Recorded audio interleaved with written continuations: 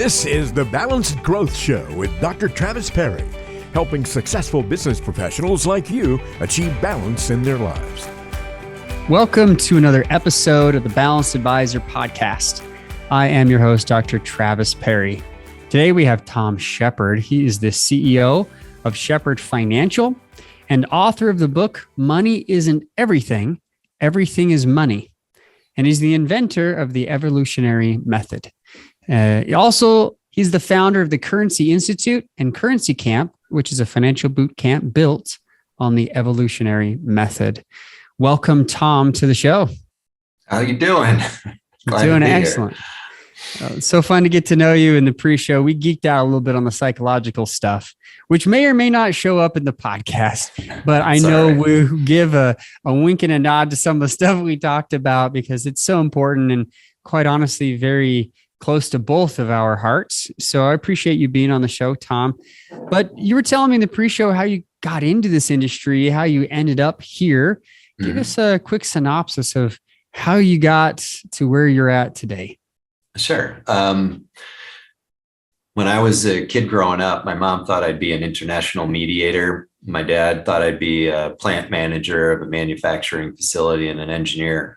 I was good in math and science. And so my dad sort of won out. I went to school for engineering. It was not my passion. And eventually I found myself doing work at Pratt & Whitney in Connecticut. Right after Gulf War I, got laid off. I was also an assistant lacrosse coach at Trinity College. And I asked the liberal arts students, it's a recession out there. Where are you going? What are you doing? And I kind of followed one of their leads, and I didn't go to Madison Avenue or Wall Street. Funny. I ended up going to teach at a boarding school in Maine. And it's there that I began to teach kids that math is real by using personal finance. They said I should talk to their parents. And I did. I decided I would do that. I moved to Boston, got into financial services, started with American Express Financial Advisors, got trained, and eventually went out on my own. Well, it started as professor, teacher, moved into becoming a financial advisor. I know a lot of others who kind of do it the other way around, but the fact that you looked at the market, saw where the need was, and realized this is where you were needed is an inspiration, Tom, to be able to say, let's jump out of security and do something on your own is fantastic. What is your definition of good balance in your life? How do you know that you're feeling balanced?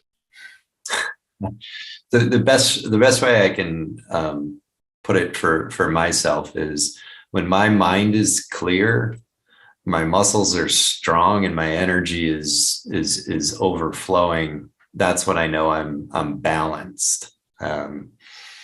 It's more like, if people could fly, when you're balanced, you would fly. You'd be more elevated. You'd be able to lift the world and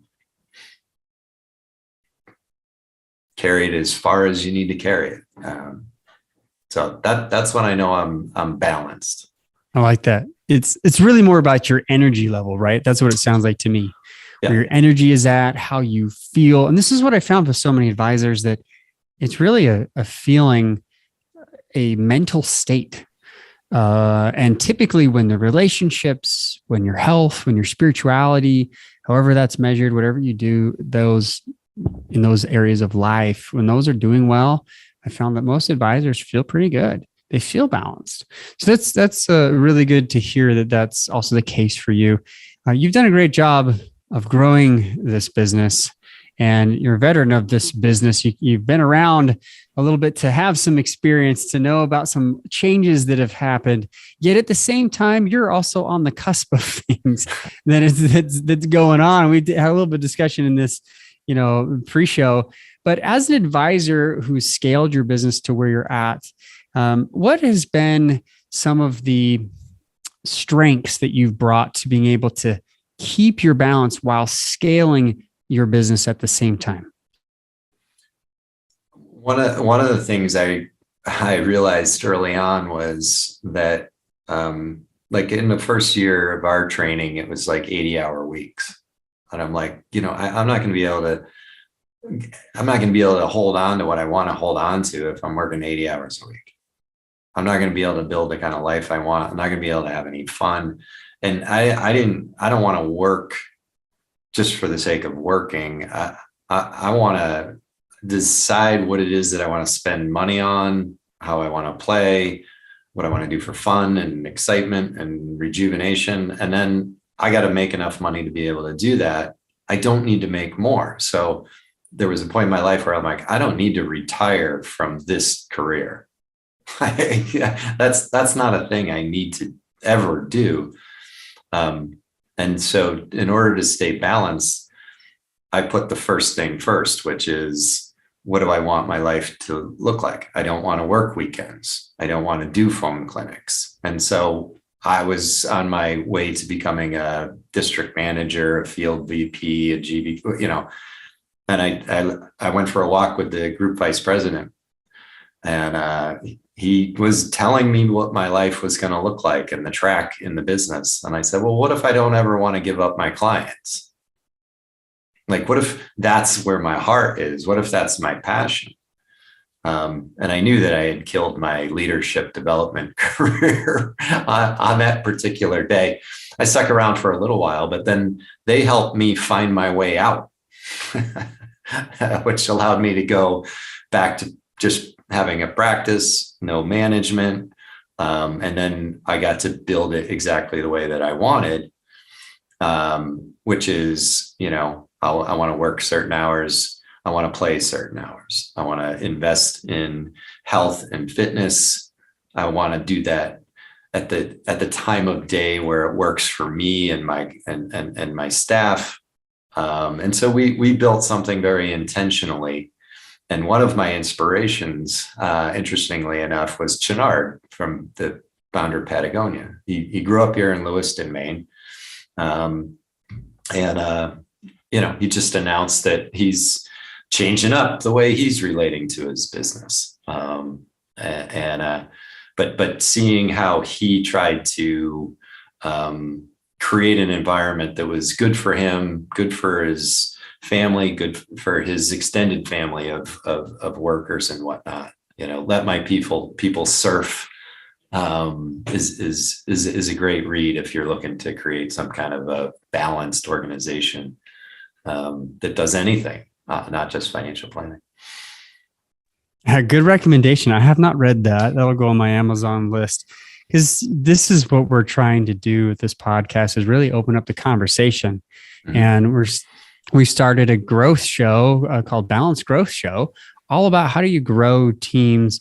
And we're using LinkedIn Live to disseminate that. But a lot of the podcast questions that I'm asking you are going to be very similar. So looking at the culture of what you've done, Tom, with your own firm, what has helped your firm? What has helped your business, your employees, the people you work with? What have you done to help them have a balanced culture? So everybody who works for me right now seems to have little kids. And when I say little kids, I mean the kind that have snotty noses and bring home every freaking germ. And so we don't have hours that people are required to work. Everybody's got a job to do. With modern technology, you can do it from home. You can come into the office. We like coming into the office because that's actually where we do some of the stuff that people used to do at home, but we do it together. So working out, normally you would put till the end of the day, but if you've got a spouse who works a job that doesn't have balance and isn't working towards helping you have balance, then you have to work out at work so that they can work out when they get home if you have little snotty nosed kids. So that's one example of how I get more energy and inspired to work out when I have competition. If I go home by myself and I go to try and work out, I don't work out nearly as hard as I do when I'm in here trying to beat Nate or Tim or Jennifer at some exercise that we're doing. Yes. Flexibility, right? This is a theme that I'm hearing from you. Mm-hmm. Flexible with your schedule and give the same to your team. Right. Treat them like adults who can manage their own schedule because you've learned to master that. Teach them how to do that. Expect them to show up as needed, but give them the flexibility, especially when they have snotty nosed kids. We've got a few of them. I love them and they're sweet. Actually, most of our kids, we have very flexible schedule. And that's one of the reasons actually why we decided to homeschool. One of the many reasons is we get to travel when people are in school. We get to see the world when it's not crowded. So I love flexibility. It's one of the reasons that drew me into becoming a financial advisor.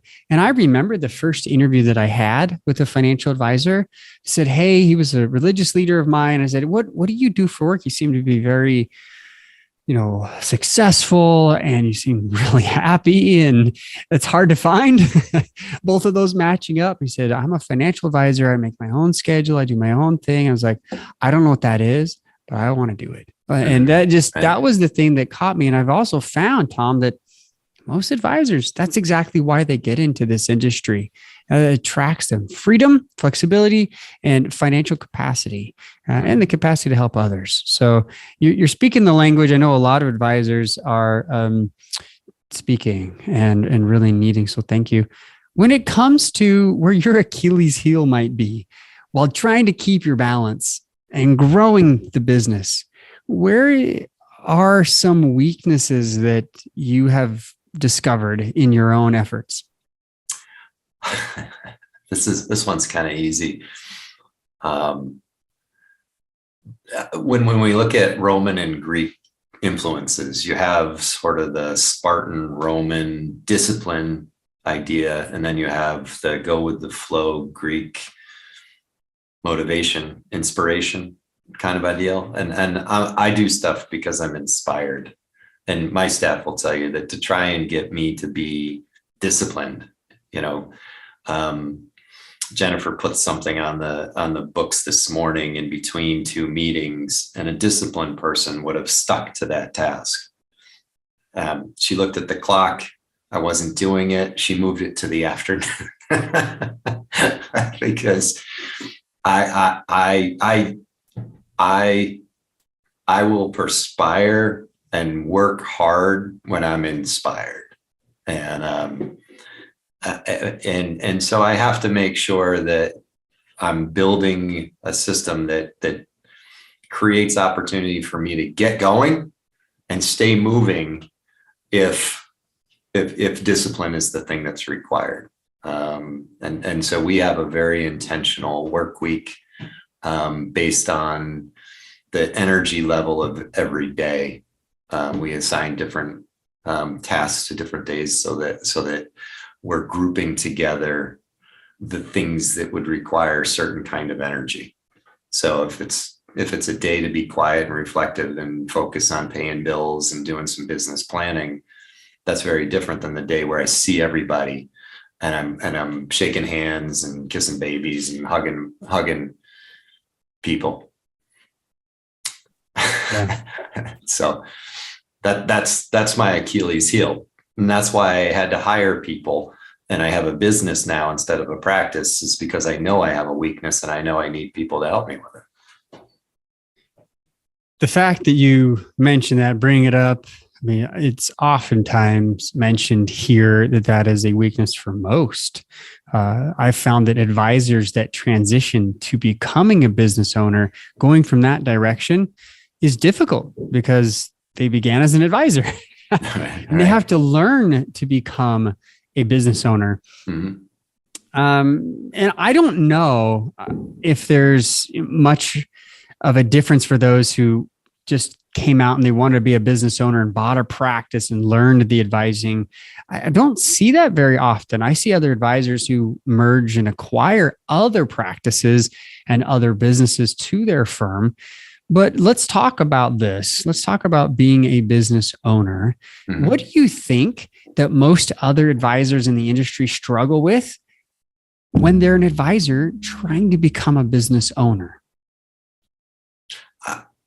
I'm I'm going to guess, because I was a business partner with 3 other guys who still have practices. Well, one guy has a business, but 2 of them still have practices. And this summer, there were 2 experiences I had that helped me understand or helped me remember why I might not ever make the leap from a practice to a business. And one of them, one day I came in and there was nobody here. And I'm like, where are they? and I could feel like a certain amount of resentment or anger or some kind of emotion or energy in me that was negative. And I'm like, it's summer in Maine. Didn't you tell them that they could basically take the summer off? They're off doing stuff. And that was the other thing. I was uncomfortable with the very advice that I had given to my team to take the summer off and don't worry about it. We will eventually get back to the period in time where people do want to see us. We do want to see them. We're ready to be productive. And you need to embrace the short summer here in the great state of Maine and just go have some fun and recuperate and play. And we built this business with this intentionality. And so, but as a type A person, you're sitting there going, something should be happening. I should be doing something. We should be making progress. We should be growing. We don't necessarily embrace the plateau. It's growth and development, growth and development, growth and development.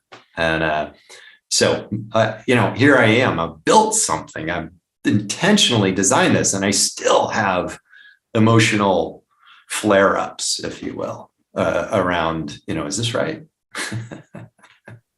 Yeah.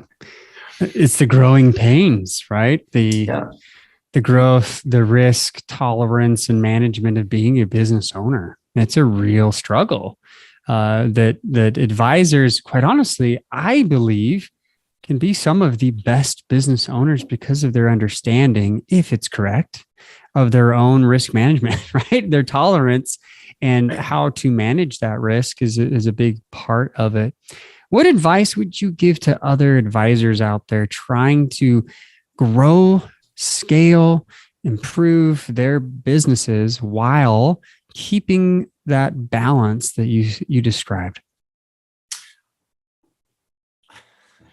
So one of the things that we talk a great deal about internally and with our clients is that we if you're really focused on just one currency, say money, and you're trying to stay balanced with your money, you can't do it. You can stay balanced by using your money and your time and your energy and your relationships, but there's always a trade. And if you try to do too much with your time, you're going to burn yourself out. If you try to do too much with your relationships, you're going to burn other people out. If you try to do too much with your money, and you think money's going to solve all your problems, then you're probably not creating a flexible, dynamic approach to things that then can be learned and handed off as part of the advice that you give. And so that's what I would say is you need to embrace some imbalance so that overall you can stay balanced. But then you have to be very strategic and selective in how it is that you do it. Yeah, this is prioritizing, right? This is all about prioritizing your values, the things that are important, because you can't just focus on one thing forever, even as nice as that sounds.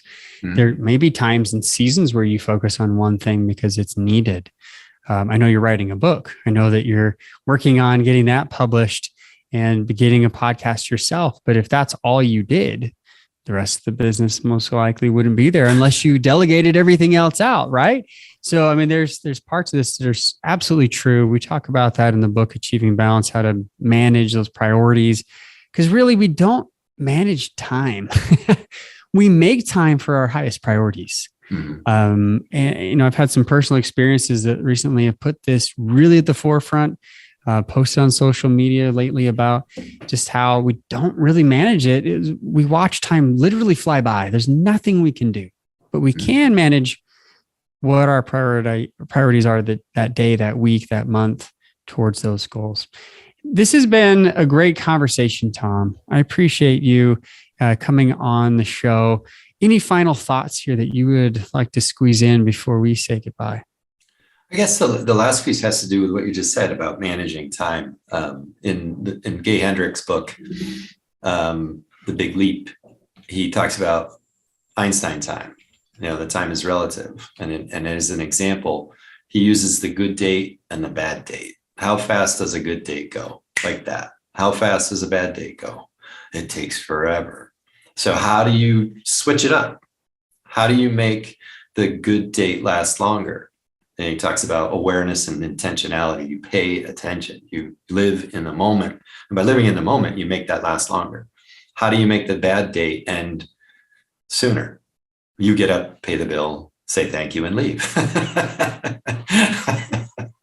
You just recognize, you tell the truth. So Einstein time basically falls into two. You're going to manage your time, not by managing it, but by being aware of when you want it to be slowing down and when you want it to end quickly. And you make decisions. You make decisions. You pay attention, and don't be afraid of making mistakes either, because mistakes are part of how we learn to do something different in the future that allows us to enjoy that time differently. So it's been a pleasure to chat with you both formally and informally. And thank you for having me on your show. Thanks, Tom. Appreciate your efforts in giving back to the industry. We'll include some notes of how advisors and business owners want to reach out to you. We appreciate your efforts here today. If you loved the show, like, share, subscribe. This is an ever increasing podcast. I hate to look at the numbers too much. It's like watching the stock market. Ever so often I'll check in, and over the last couple of months, we've literally doubled downloads. I know this is an exponential kind of return on listenership. So we appreciate you coming back, listening again and again, and hearing these wonderful guests. So thank you, Tom. Thank you, listeners. And to everyone out there, remember to live life on purpose.